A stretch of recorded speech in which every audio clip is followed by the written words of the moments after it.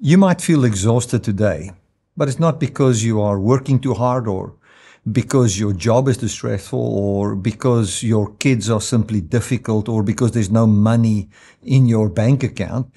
You might be exhausted today because you are doing a job that you were never called to do. Now you might ask, what can that job be? Imagine you are letting go of something that makes you tired. Well, the job that tires people out even until the grave is the job of trying to be God. You cannot be God. We live in a world that is always so obsessed with fixing things. We look at the chaos that is in this world. We look at the financial mess that there is in this world. We look at health scares and the uncertainty of the future. And we say to ourselves, if we don't fix this, it's not going to be fixed. I don't know if you've ever caught yourself in that trap. I've caught myself there many times. But there's a way out. There's a way out. So many times we think if we don't hold this thing together, it's all going to fall apart. Everything rests upon my shoulders. I've so many times in counseling, I've heard people say, well, the responsibility for this family is upon my shoulders. And I find that all the siblings say the very same thing about themselves. So without knowing, we can carry this burden of salvation, where we carry the burden of saving ourselves and even carry the burden of our whole family's future upon ourselves. We don't sleep at night. We sleep, but we don't rest.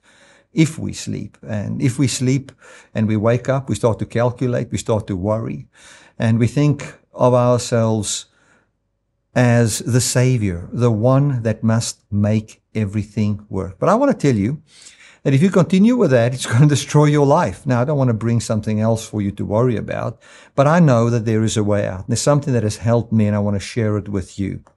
I found the solution to this problem even on the very first page of the Bible, Genesis chapter 1 from verse 1. It says, in the beginning, God created the heavens and the earth. And let's just look at this theology a little bit. In the beginning, God created the heavens and the earth. And listen to this. And the earth was without form and void, and darkness was upon the face of the deep. That word in the Hebrew means absolute chaos. That's what it means. God made the heavens and the earth, and then there was just absolute chaos. Now, look at God's response, and please note that I'm not going to tell you to try and respond the way God responds.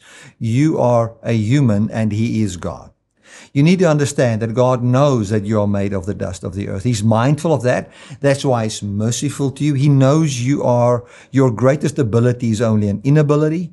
Therefore, He makes His undying love available as the source of life for you. Now, with that said, let's look at how God responds. And no, I'm not telling you that you must do what God did. I'm going to tell you that you need to rest in what God did. Look at what God does. He looks at the chaos in the world. God does not panic.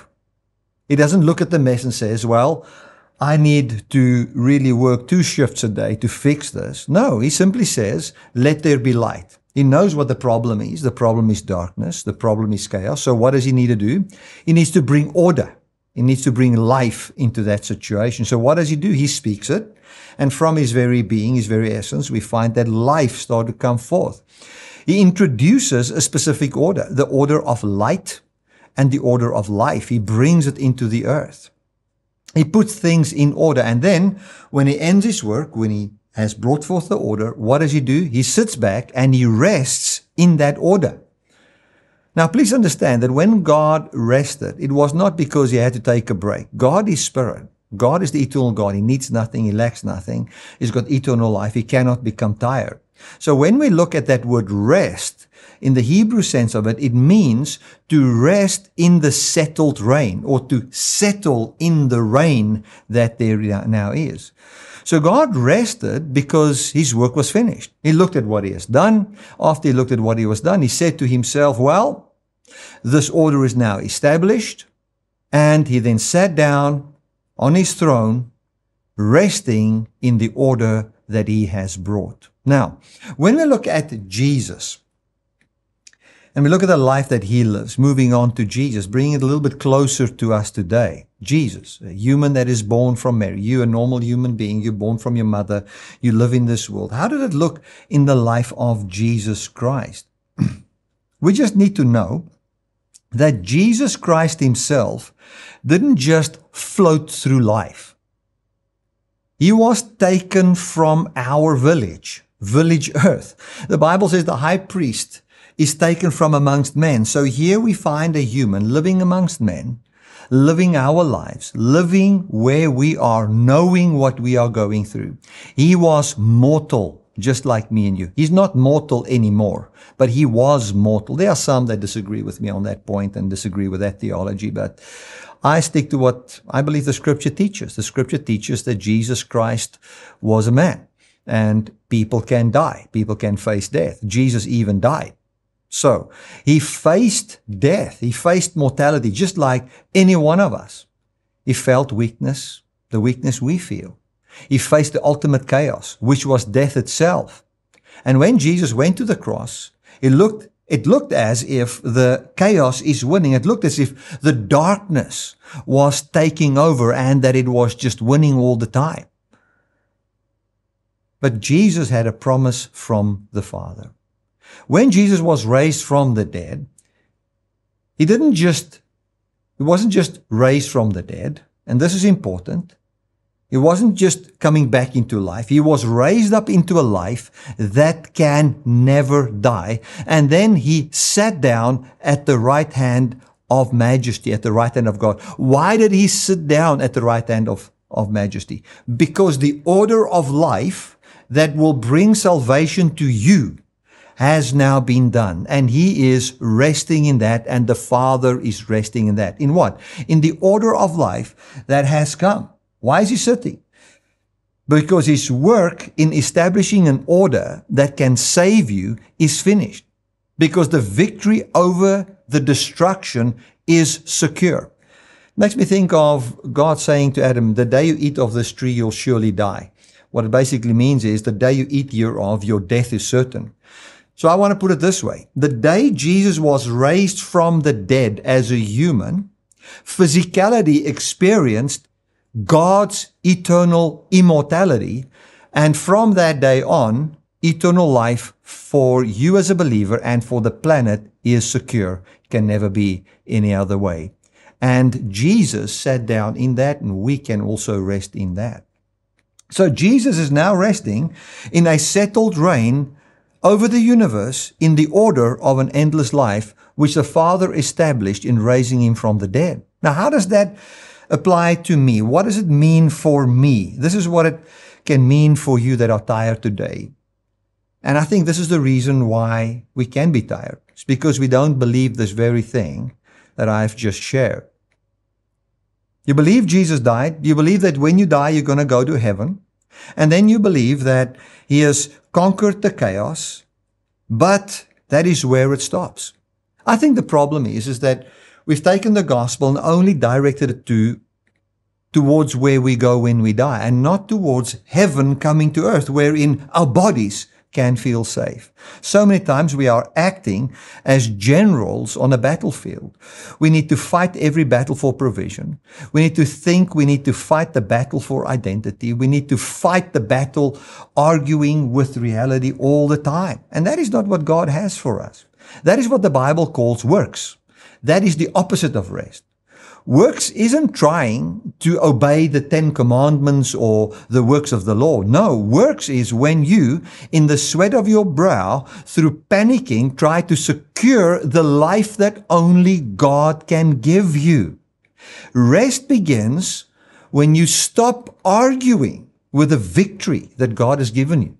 That is when you start to rest. Rest begins when you say, wait a minute, the grave is empty.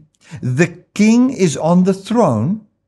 The order of life has been established, and I am in the place where that order reigns and rules. Why will I panic? If we look at Hebrews chapter 4, we see that it says, let us fear lest we enter into the rest. Now, what is that truly saying? The only thing that we should be afraid of is trying to, or let me word it correctly, rather saying, trusting in our panic more than in God's promise. So many times we trust in our panic more than in God's promise. So let us just see what God has promised. God has promised what we see in the resurrected Jesus. So here's my challenge to you today.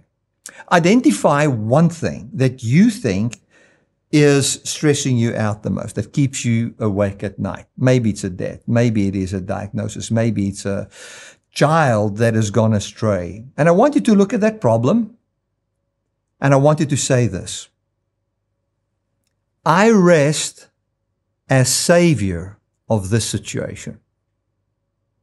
I am not God. And then you pray, Father, you brought order in the chaos in Genesis. Father, you brought order in the life of Jesus when you raised him from the dead. And I now trust the order of an endless life that is over me, and I trust that you take over in this chaos.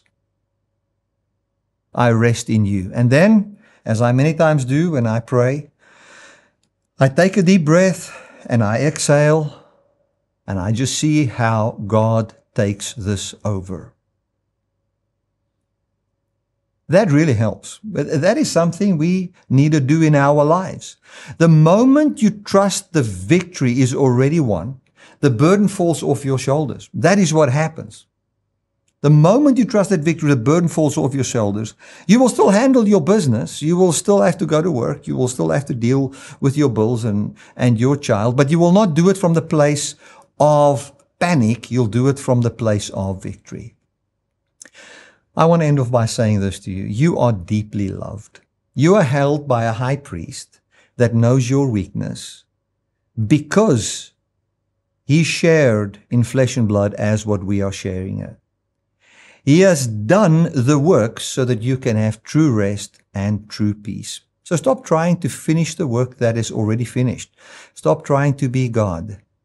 Say the following words, and let me repeat myself there. Say, God, I resign from being the Savior of this situation. I resign as Savior. You are the Savior.